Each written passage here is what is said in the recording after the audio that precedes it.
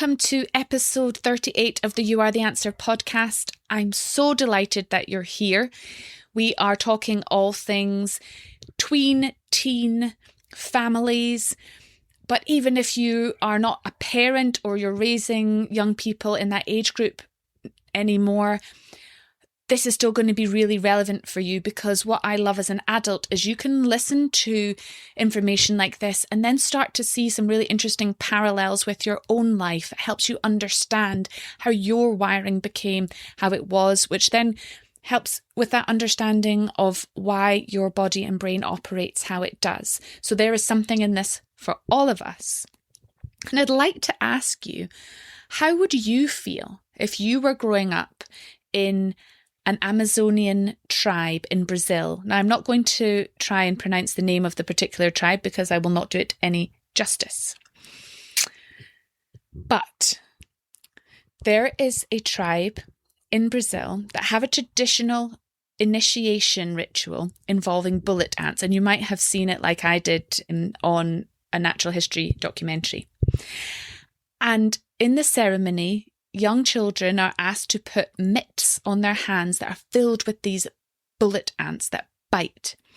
And it's a really significant cultural event where they mark the transition from childhood to adulthood within their community.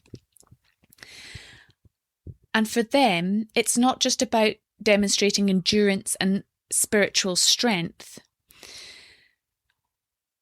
but what it shows to the tribe is that this individual, this young person, has enough resilience and readiness to take on the responsibilities of adulthood within that tribe. And it's very deeply rooted in their heritage.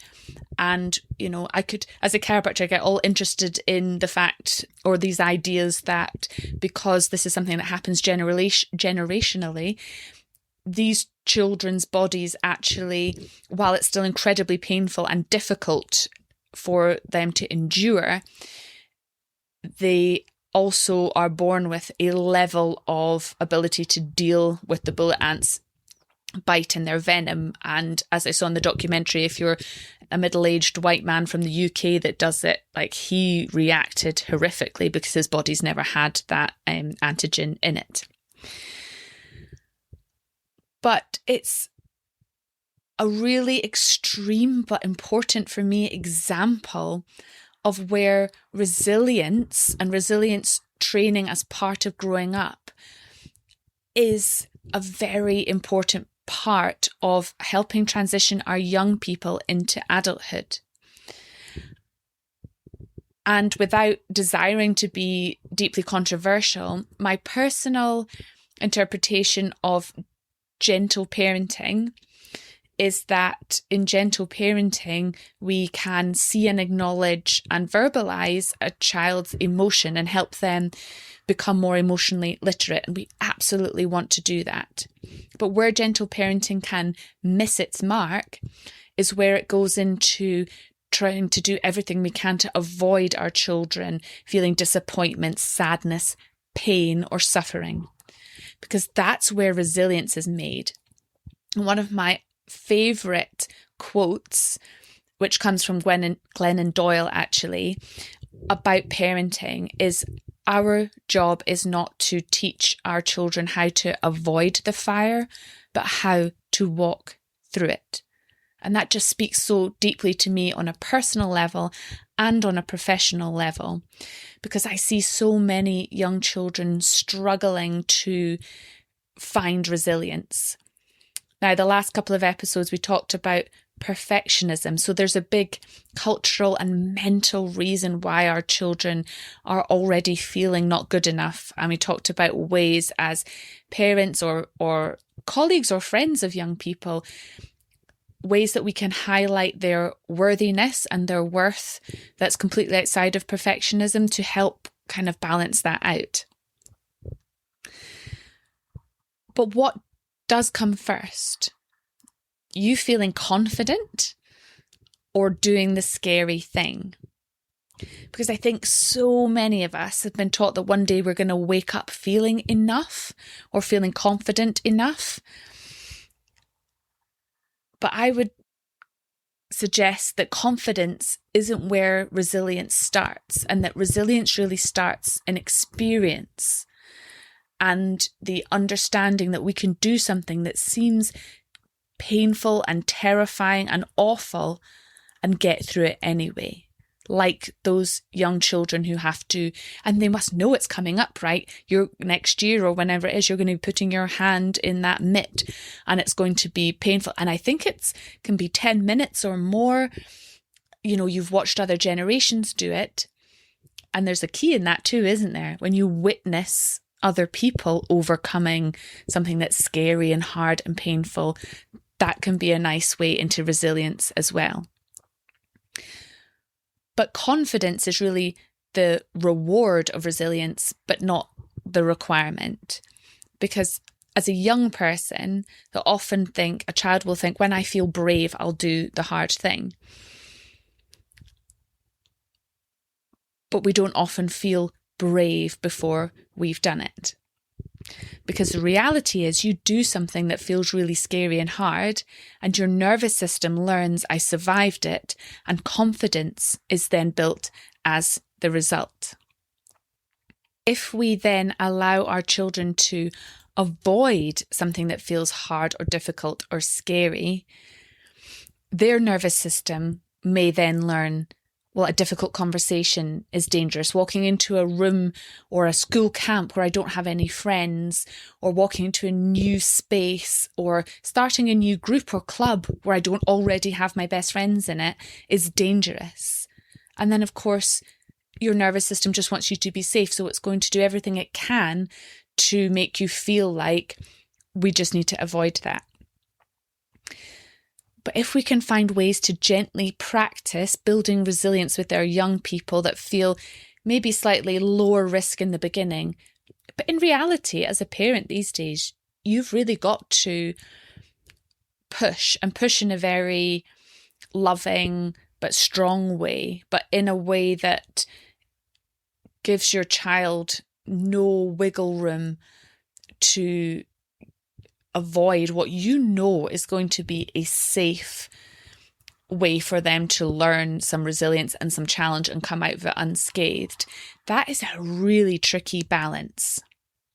And so you will know if you've listened back to one of my previous episodes about fire walking and how much I love walking on fire as a way of teaching people resilience, that you can do something that your brain tells you is absolutely impossible. And we have children that walk over the fire, like we said, back to the key of them witnessing resilience. Even having them come along to watch their parents walk can be very empowering for them.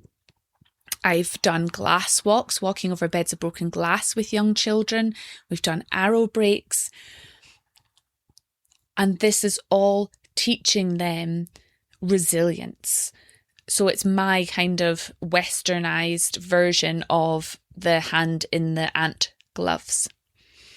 And I'm also going to talk a little bit about speaking and sharing, because funnily enough, I can sometimes find with some groups, the children can't wait to walk over broken glass, because also when you're a child, you have low kind of levels of what's going to keep, like low safety awareness, and that's why they leap off things and jump over things and run into things quite easily. But then if you say, go and talk to this person or go and ask this question, they're like, oh, public speaking, you know. So resilience comes not just through the grand things, but also the miniature moments. One of the things I particularly like to do with my child is encouraging them to order at a restaurant, giving them their own physical money to go and buy something. If you want it, go buy it. Or you want another drink, go and get it. In foreign countries as well. And she will do it because she wants whatever it is that she wants. And you're like, yep, but you have to do it. And these are just tiny micro ways that you are socially giving your child opportunities to learn that something that might feel socially a little bit edgy is absolutely fine. And the same thing happens, you know, remember when they're first learning to ride a bike, or their first exam, or maybe it's their first driving lesson, or the first time they have to speak in front of their class. encouraging them to take part in the school assembly or to perform some tiny aspect of the school show or drama, whether they want to or not, because we understand that micro little steps of discomfort are very important at building resilience. And so we're always doing this dance with the nervous system between what feels safe and comfortable, but also what is expansive. And a friend of mine who's done quite a bit of work in this area explained it to me in a really brilliant way, which was that if you think of your child and even yourself, it's for all of us humans, but we're thinking about teens here. Think of this elastic band, okay, which is their capacity to build resilience. And you want to stretch that band, but you don't want to break it, which is why the answer for your child is going to be unique to your child. But micro steps are important for everybody. And maybe your child's a massive, like an extroverted performer, and that's really comfortable, but there will be other things that feel uncomfortable for them, and that's what you will gently and encouragingly invite them to do. Because remember, even though we talk about stress being the challenge of the nervous system, which too much stress too consistently can push us into fight, flight and leave us locked there, which is not how we want to live, stress is also completely essential for building resilience and capacity within our nervous system. So that's why life and human beings are not simple and straightforward. Your nervous system needs just the right amount of challenge, because where we don't have any, we don't get any growth. And you can actually almost push your nervous system into that avoidant fear response if you don't consistently give yourself a nudge to do something that feels a little bit outside your comfort zone. And it's the same whether you're a child, a teenager, or an adult. It just looks different at each point of your life. But where there's too much challenge, too much pushing, there becomes overwhelm. And so our growth happens in the middle, in that stretch, so that we have just enough strain on our system to make that elastic band that bit stretchier the next time. Now, as adults, we can sometimes make this harder for our children because, of course, we love them. Our instinct is 100% to protect them. And so we can unconsciously rescue our small person too quickly. We can try and resolve problems for them rather than with them. We can try and solve disagreements or become angered ourselves when they're challenged, especially socially or physically. And of course, that's a very natural response. But resilience, remember, isn't built by removing their obstacles. We're not teaching them to avoid the fire. We have to teach them to walk through the fire. The biggest gift we can give as an adult to a young person's nervous system is that you can handle this, and I am here if you need me. I am here to support you through the fire, not to take it away from you. And I just want you to think back to when you were learning to ride a bike or teaching your young person to ride a bike. You have to let them wobble. And those first couple of times, if you were the kid on the bike wobbling the first time your parents let go, there is a deep instinct, isn't there, to be like, oh, I can't do this, or you think you're going to fall off. And then something kicks in and you're cycling and it feels blooming amazing. You need to discover that you can balance. You need to discover that you can build your own resilience. And of course, as a parent, you're teaching your child to ride a bike and you let go too early and they crash, or they push it too far or too fast, as we all inevitably do, and we come off our bikes and we hurt ourselves. That's okay too, because you were there, to show up for them, to nurse them back to health and let them go again. So as a parent, we want to sit in that space between not rescuing and not pushing too hard either, but guiding with consistent support. And that's so important for building resilience in our young person's nervous systems. And that is why the whole central nervous system, which is of course responsible for how your child is going to be wired in this world and how they're going to interact with everything around them, their health and their achievements and their quality of life. So it's important stuff, but it's not simple stuff. And it needs just the right amount of pushing and growth to build resilience, which is then met with safety, calm and reassurance. And we're not always going to get it right. But what we can always do is keep showing up with love and trust and connection. But we really have to remember that resilience building in children is a key to creating their success as well. Thank you for joining me on You Are the Answer. If today's episode sparked something in you, share it with someone you care about and leave a review to help others find their way back to their body too. For more tools, inspiration and resources to support your journey, head to www.youaretheanswer.co.uk. And until next time, stay connected, stay curious, and remember, you are the answer, and you always have been.